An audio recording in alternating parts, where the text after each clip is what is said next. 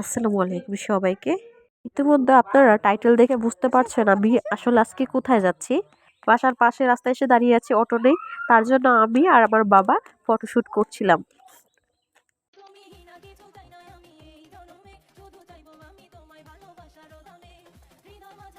আপু তাহলে বিদায় নিচ্ছি।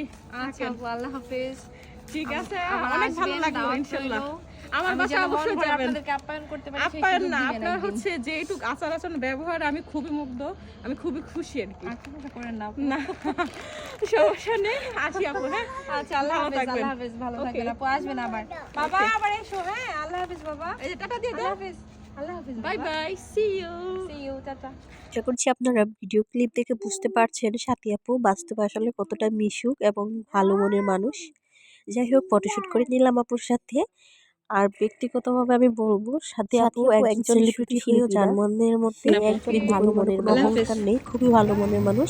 অনেকক্ষণ সময় কাটিয়ে এবার বিদায় নেওয়ার পালা।